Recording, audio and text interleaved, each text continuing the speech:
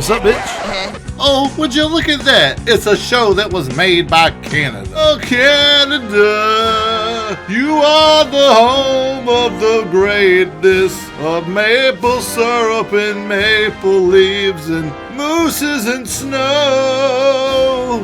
So, back in the year 2009, there was a show that aired on Cartoon Network, and the name of that show was League of Super Evil. League of Super Evil!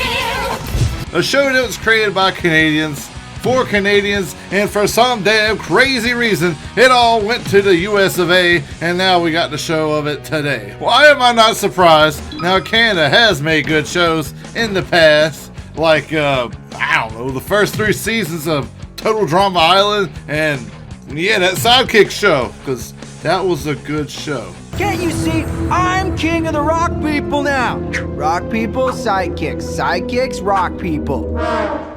But enough of that. Let's go ahead and dive into this television show. I'm not sure too many people really remember the show even existed. Some might just have thought it was some kind of weird wet fever dream or something, but hey, who the heck knows? Well, not to hype the show up too much, but the show did have a pretty good premise. Let's check it out. So basically, you got these 4 super villains. They all live together in this pretty normal suburban neighborhood, and you know, it's pretty cool, except for their bitch ass neighbor Steve. You hear that, Steve?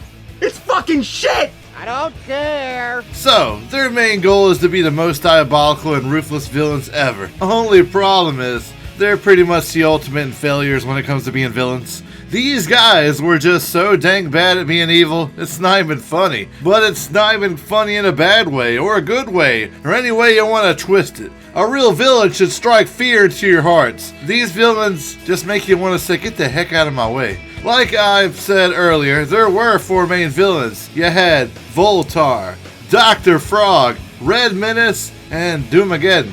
Give it up for the great Voltar! I'm no hero!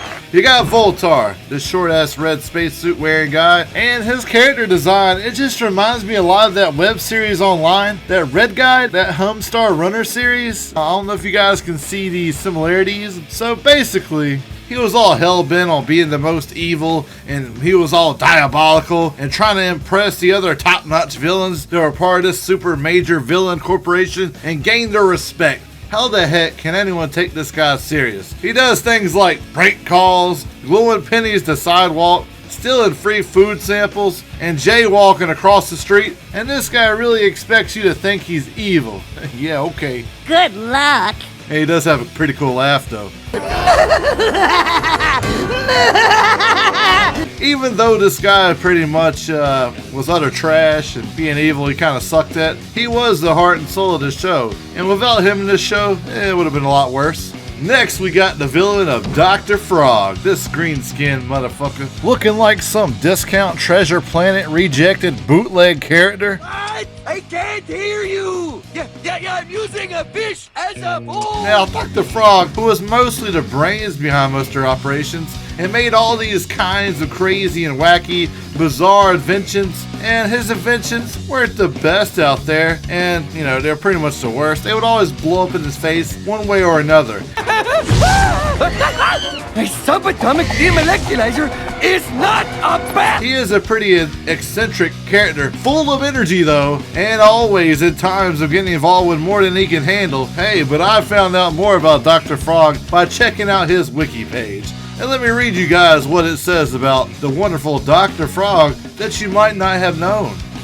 Here we go. He is Anna McGinnis's fiance and at one point had sex with her, while Nate, a handicapped boy who had been abused as a young baby, and Sailor, a depressed girl whose family was killed in a plane crash, is under their care. They take their kids out for dinner and later make out in their Lincoln MKX. Who wrote this bullshit? Now, as you might know, that is a bunch of hogwash and lies. I believe this show would be rated a lot more than TVY7 for fighting and violence. It'd probably be rated R for risque or rated A. Yeah, that's exactly what it'd be rated. Rated A for awesome. I'll get into that later because that's another great show this corporation has made. for all you people out there to enjoy. Oh yeah. How could you hate on this Dr. Frog character? Hanging out in this group of colorful characters, what else would you expect? But he was smart enough to realize that Voltar's plans would inevitably fail, a lot of times. He loved all things technology and being a smug trickster, and as much as possible, but, most of the times he would end up being electrocuted, beaten, burned, or flat out ran over in most episodes. It's your house. It's not our house. It's our top secret evil lair. Oh.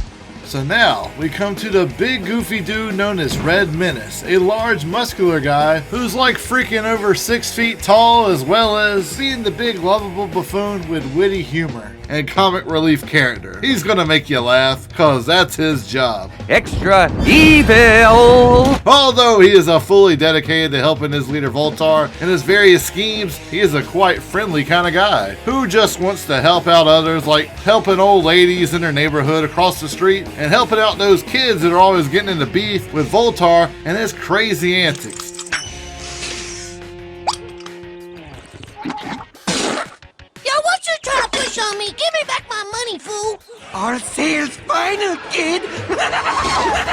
The team usually just refers to him as Red. He is often their getaway driver because he was the only dude that could actually drive worth a crap on the TV show. And he also has hobbies that include eating gross foods, knitting, cooking, and gardening. Because when you think of a supervillain, these are the activities you should come to mind.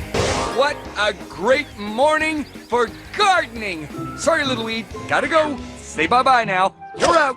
Lastly of the team, you got their lovely pet, Doomageddon, this yellow pan-dimensional hellhound.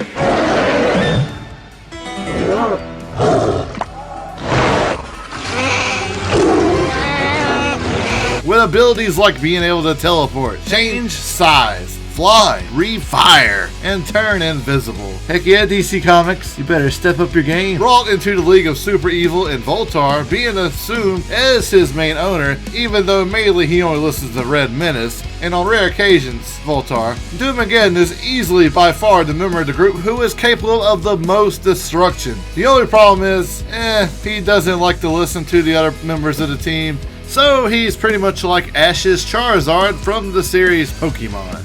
Another thing that was interesting is the show had spoofs of characters from various medias out there. Like there's a parody of The Punisher, you had Wonder Woman, and even Ghost Rider. Not to mention everyone's favorite Avenger, Captain America.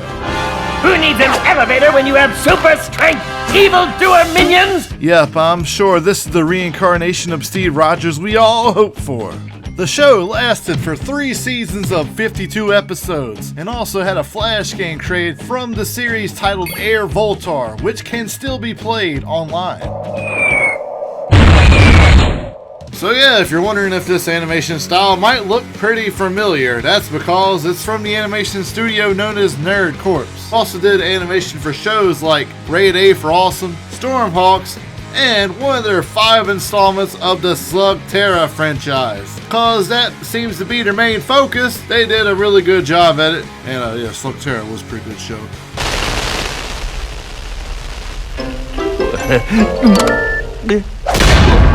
So that's what that button does. Now, for some reason, I enjoy this animation style. It's pretty unique and fun to look at, and I really don't mind watching anything that might be Nerds Court related. Just consider it a guilty pleasure of mine. It kind of reminds me of that Punch Time Explosion XL bootleg Smash Bros game with having very similar graphics. Even though it might look similar to an old school PS1 game, I like it. It's got a charm to it. My blow dryer's jammed! So yeah, that was my thoughts on the show. The show had some real potential, and I think that's the thing that we can all learn from it the most. And even though it didn't live up to it, it still had potential. Same difference, right? Fix it. With a very simplistic and intriguing plot line, there was a lot of fun to be had and creativity that could be shown. And you just gotta find it in the episodes. I just think that this show could have been so much more. What this is an opportunity for evil! If I were to recommend an episode, I would recommend the pizza delivery episode in season 1, episode 6. That episode is freaking hilarious, and I wish more episodes were like that. The jokes in the show are hit or miss, and sometimes they really make you laugh, and sometimes they just beat a joke into the ground and just don't know when to stop. A lot of the times slapstick humor gets funny, but sometimes they overdo it. Hey, and it just takes away the comedy of it. Say that again, kid, and I'll throw the book at you. It just couldn't find that correct balance to even everything out. But hey, what do you guys think? Do you remember this show? What's your thoughts on it? And remember to ring that dang notification bell, because that's how you get more content. And you drop a like or whatever. And I'll see you guys next time. Corey out.